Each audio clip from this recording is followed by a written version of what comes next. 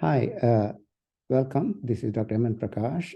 We had 2 weeks of break for Thanksgiving, so we are back. So I'll give my week's presentation. So let me first share the presentation here. Okay, so this is my presentation. I hope you can see it now. Okay, good. So let me first show you the disclaimer. As I said, as I say every week, this is an educational presentation. The investments you make is at your own risk.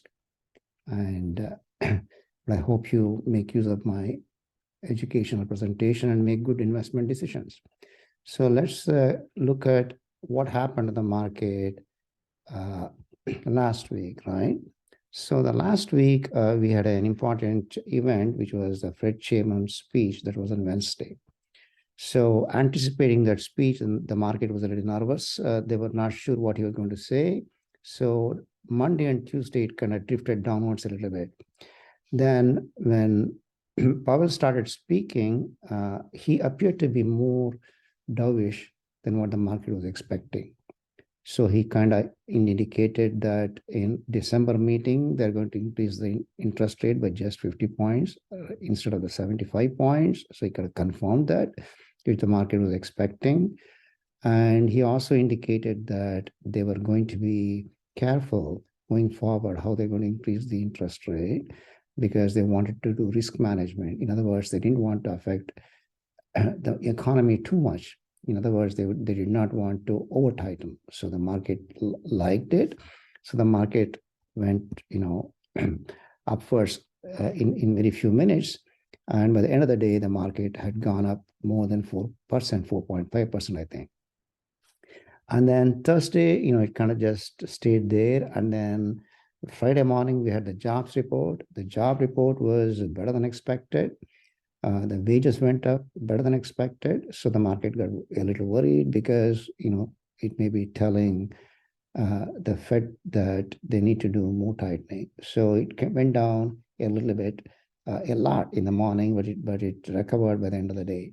So that's where the market is. So if you look at where the market is today, on Friday, 4071, and compare it to the lows that were in October, so the market has gone up by more than 10%, right? So from here to the end of the year, the market will probably, hang in there. It may go up a few more points because few more percentages, because, the bias is upwards right now.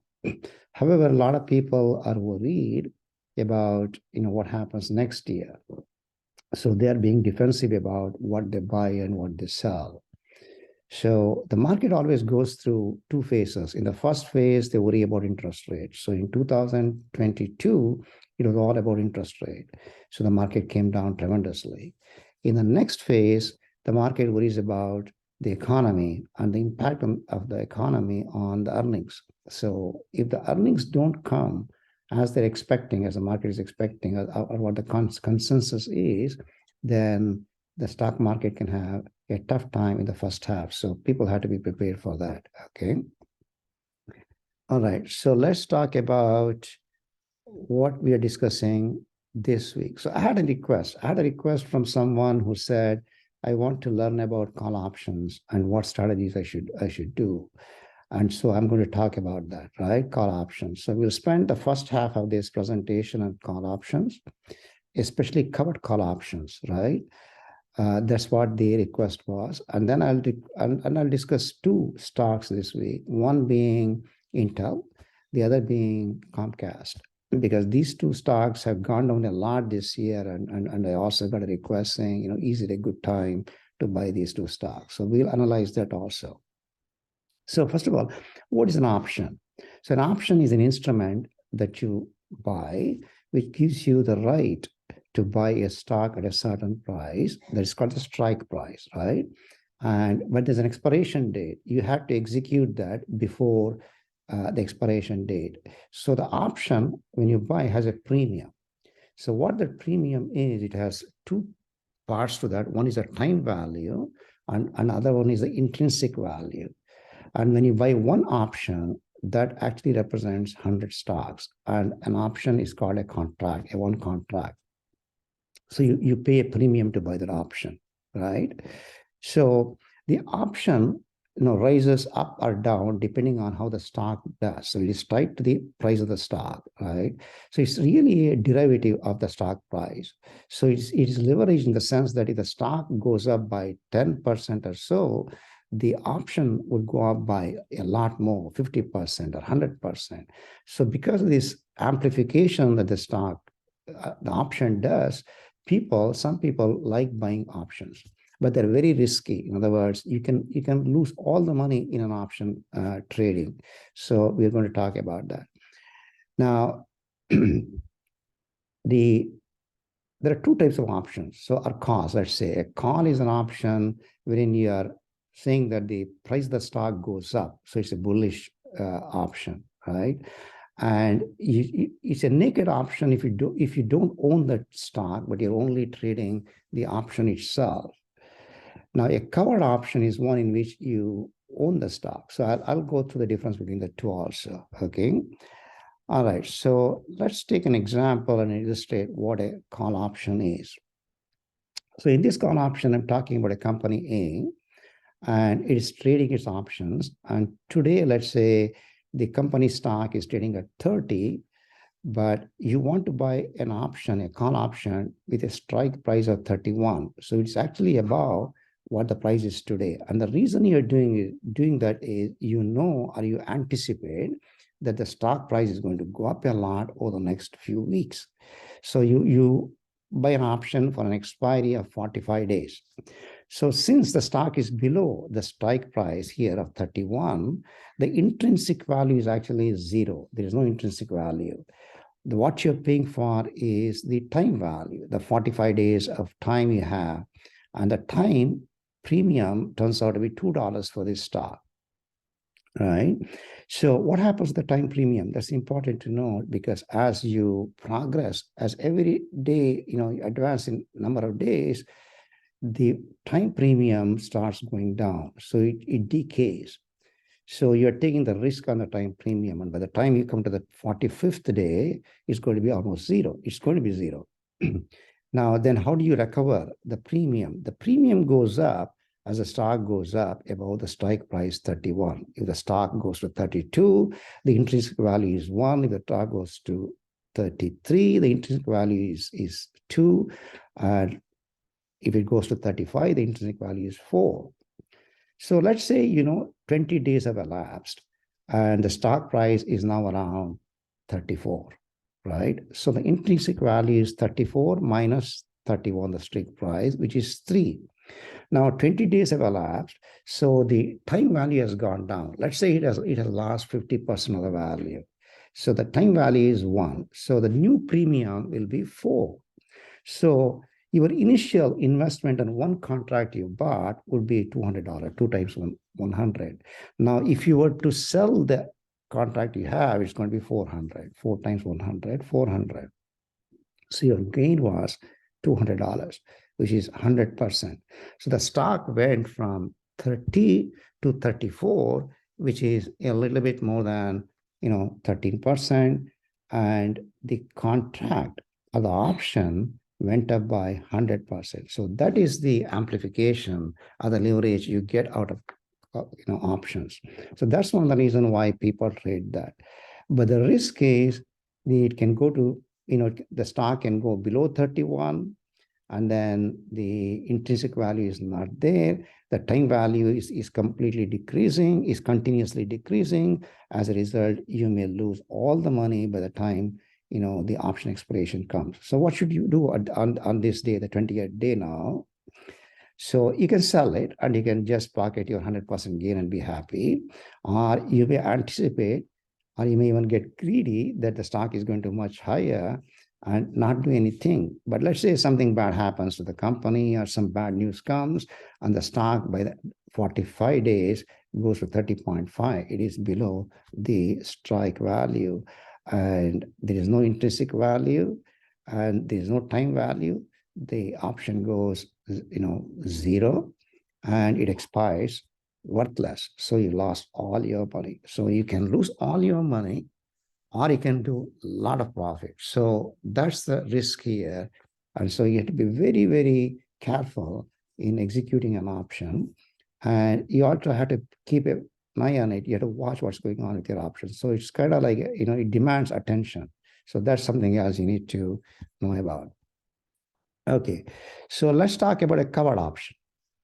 So a covered option is a way for people to make some extra income on the stocks they own, right? So basically what they do is they sell covered options. So let's say Intel as an example. I'm taking Intel as an example. So you have bought 1,000 Intel stocks on October 7th when the stock was very low, $25, right? And the stock has gone up right now, along with the rest of the market, it has gone up. And on December 1st, the stock was 29.8. So at this point, you can make three decisions. You have three options. You can sell the stock at 29.8 and just pocket that $4.8 in profit for each stock. So that would be like 4.8 times 1,000 is $4,800 and be done with it. Or you may say, I know it's going to go up a little bit more. And so I'm going to put a limit order to sell at 31 before the end of the year so that I make $6,000 profit. When 31 minus 25 is $6,000. 6 times 1,000 is $6,000. The other option, or the other strategy you can use is to write a covered call. A covered call that expires by 12:30 by the end of the year, and the strike price is 31. So when you do that, the buyer of that call will give you a premium. He pays you money to buy that option from you. He's anticipating that the stock will go much above 31. Maybe he thinks the stock will go to 33. So he wants to make money out of that. Let's say this option you sold was 80 cents or so. So you make 80 times 0.8 times 1,000 or $800. So you got $800 up front. Now look at how this stock has done. Now there are two lines here I've shown. One is the moving average over 50 days. The other one is moving average over 100 days. And the moving average over 100 days is around 35 right now. I'm sorry, 31 right now, 31 right now.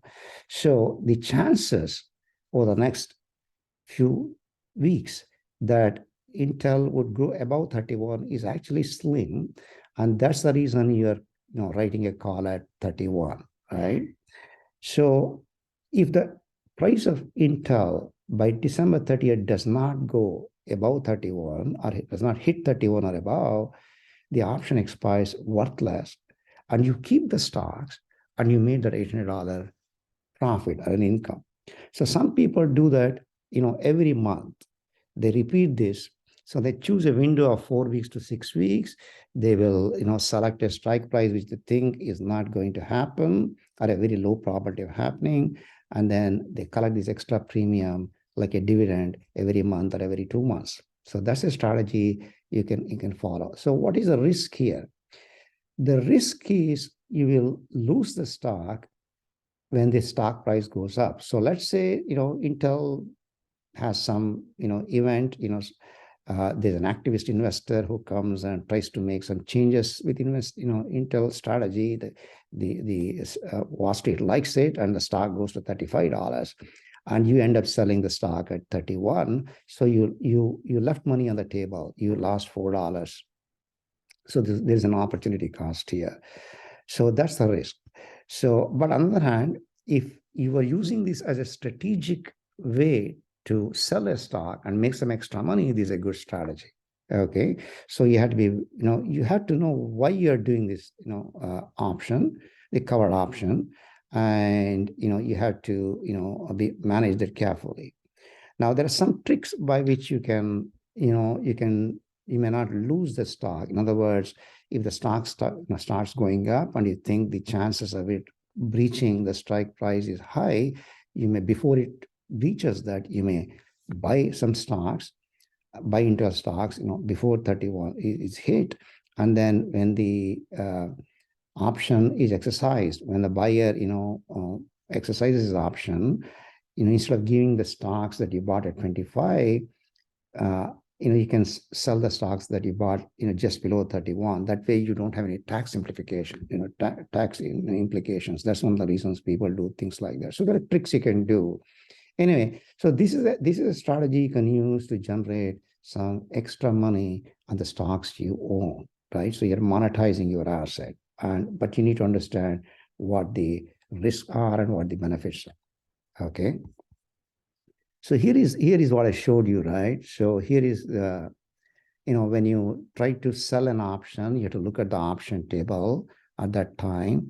So here actually at 31, it's around 60 cents, not 80 cents. So 60 cents, you sell them 10 options or 10 contracts, you make $600, not 800. Okay. And then,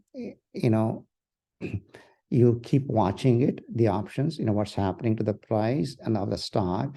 And if the stock never hits 31, you keep that $620 premium, right?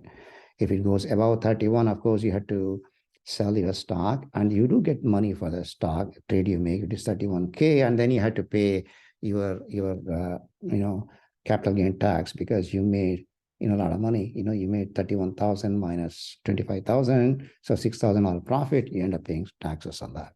Okay, so that's the covered call. So read more about it, and if you are interested in using it as a way to make some extra income, you can do that, but be very careful. Okay, all right.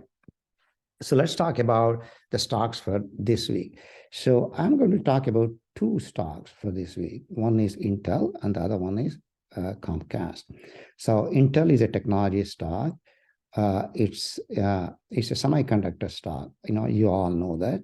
All PCs have that, and it also sells chips for graphics. It also sells chips for servers, and it's a dominant company in that area.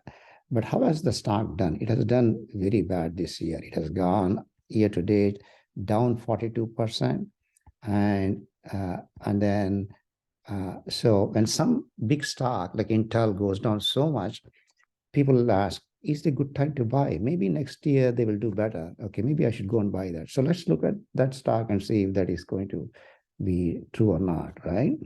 The second stock I'm going to talk about is Comcast. You all know Comcast. It's a cable company. People use it for internet. People also use it for media, like linear TV. They also use it for other things like streaming service. They have a streaming service called Peacock, and they also have wireless service. They resell wireless from Verizon, and so they bundle it with their internet and media, and then they make some money like that. But even that stock has gone down a lot, around minus 29%. So these are two big companies, large companies, which have gone down a lot. And so usually large companies which are well capitalized, when they perform very badly in 1 year, next year, they tend to come back. So there's a temptation to buy these two stocks. So let's see what happens. So let's first look at Intel. How big is this company? It's $123 billion market cap. So it's, of course, lost a lot of market cap. It's also paying reasonably good dividend, around 5%, 1.46% per year. But there's some question on this dividend. I'll come back to that. So as I said, it makes CPUs and GPUs. Its end markets are PCs, servers, and data centers. It also makes other chips, but majority, the lion's share of their profits and revenues come from these three segments. Okay, they're very big. They have the scale. They spend a lot of money on R&D. It's a cheap stock. In other words, the earnings, the price to earnings ratio, the P is pretty low. So, and it pays good dividend, 5%. But the question mark on the dividend is, can they sustain it? Why? I'll talk about that. Now, what are the negatives, right? It was the leader in the PC business, but it completely missed out the wireless business, the handset business. So they're not in the chips for handset. They did try to get into that business later on. They did try to work with Apple and things like that, but they were not able to do that. They ditched that business, right? And they are behind NVIDIA and AMD in some markets like graphics, right? Especially in the discrete graphic card business, they're nowhere. Basically NVIDIA and AMD, have taken over that. So they're missing a lot of market segments because of that, right? And they're also losing share to AMD and ARM-based processors in some of the sectors. They're already there. They're already strong. So they are losing market share in some of the businesses. They're not really riding on the new waves. So there's a lot of constraint about that. There are a lot of worries about that, right? And their cash flow is also constrained right now. The reason is, even though they make a lot of cash flow from their existing businesses, they're investing that cash on things like foundry. They're going through a business transformation. They're saying that they're going to be vertically integrated. They're going to get into the foundry business. They're not only going to do the foundry for themselves, they're also going to do it for other people. So they're going to be like the company that others would go to get the chips manufactured. So that's a strategy that may work, but it takes time. And it also costs a lot of money to build a foundry, billions and billions of dollars. And they are building it. They're building, a huge factory in Ohio, for example. And even the government is trying to help them with the CHIP Act. But unfortunately, that's going to put pressure on their cash flow. And so some people are worried that they may have to cut their dividend, or they may not raise the dividend. So I think the chances of the dividend being cut is very small, but that is something that you need to keep in mind, right? So the earnings that the market is thinking, analysts are thinking for next year for Intel is around $3.36, which is not bad. And if you look at the price today, which is around 30 or 29, and if you look at the PE, which comes to around 9. That's the reason it's a cheap stock. Now, the target price, the people who are bullish on this strategy are saying it will hit 52 in the next 12 months. The people who are bearish on the strategy are saying it will hit 20, it will go down even further. So their implied PE for the next 12 months can be anywhere from 6 to 16. Even then, that's not a very high PE. Even 16 is not a very high PE. For tech companies, the PE tends to be 20 to 30, right? Although they've come down a little bit this year, a lot this year. Okay, so let's do some more analysis on that, okay? So over the last 12 months, how has this stock done, right? It has done very badly, as I said. It was around 56, around 50s, and then it has come down to 29. So it has lost, almost half its value. The low was 24 and the high was 56. So compared to its high, the low has lost half its value, right? So it has been a very bad stock for investors. And so what may happen here? So let's say that, Intel will have more problems in terms of the economy going down, the PC market, going down, shrinking, the server market shrinking because the enterprise people are cutting their budgets. So they could have a big downside to their EPS compared to what the consensus today is. So come January, analysts will realize it's going to be a bad year for Intel business. They will cut the EPS, and the EPS could come down as low as 2.4, right?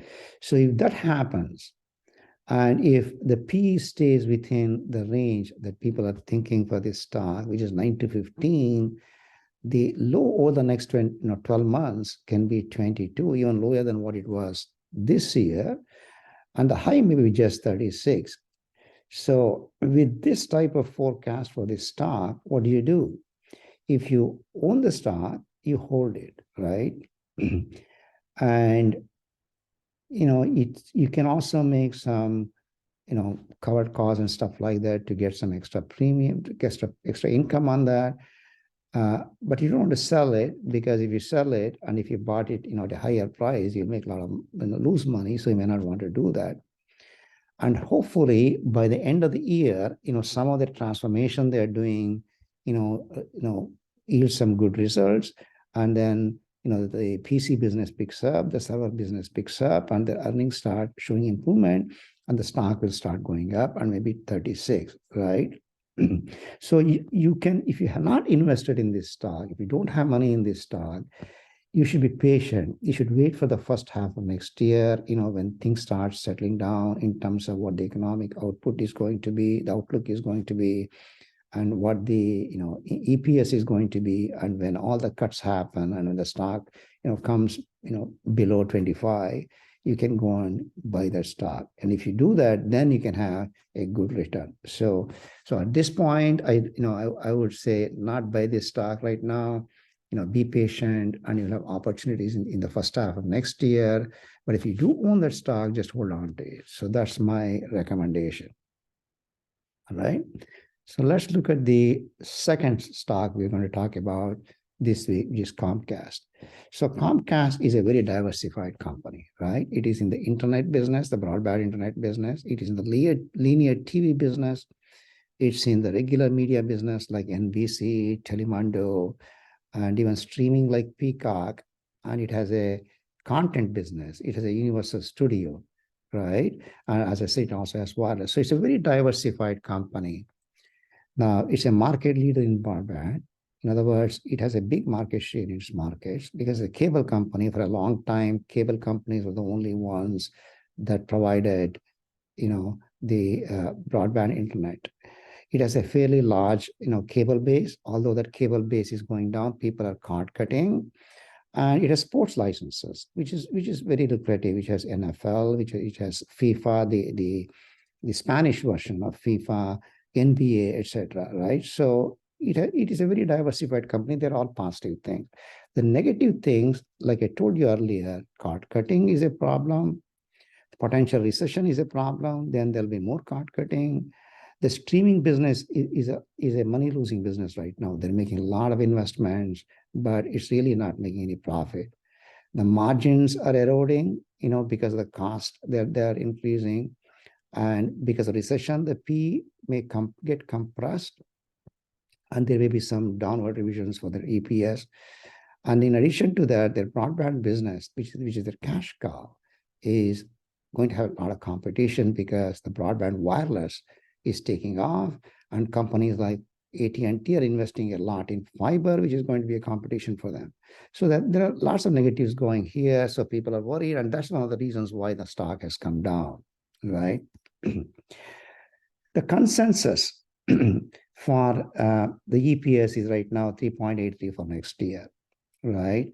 And their stock target by analysts is from 30 to 51. So the implied P is 8 to 13. So it's a cheap stock right now. Historically, their P used to be very high. It used to be like 20. So right now it's selling at a discount. And usually when something is selling at a discount, there's a reason. And so we have to be careful. So let's look at how this stock has done in the last 12 months. As you can see, similar to Intel, it has gone down a lot, but it has recovered from the October bottom. It's coming back now. So the low for the 12 months was 28 and change. For the high was 53 and change. And for over the last 12 months, it has gone down 30%, much more than the market. And the reason being broadband competition and cord cutting worries, and also high cost of streaming, right? So let's look at the forecast here. So again, because of this slower economy next year and potential recession next year, their consensus will be cut come January. So the forecast here is the cut may be, 40 cents or above. So they may make $3.4 next year. And their forward P right now is 9 for the consensus. And they may be in that range, 9 and maybe 12 as things improve. So with 9 and 12, with the consensus coming down to 3.4, the stock low will be around 30 and high will be around 51. So what do we do with this stock? You can actually buy this stock today. If you're, willing to hold it for 12 months or more, there's a potential for it to go to 50.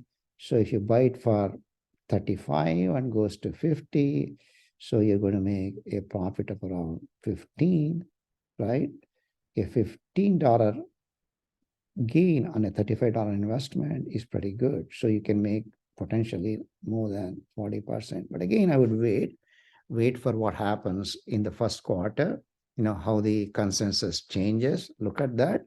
And at that time, I think you'll have good chances to buy the stock for less than 35.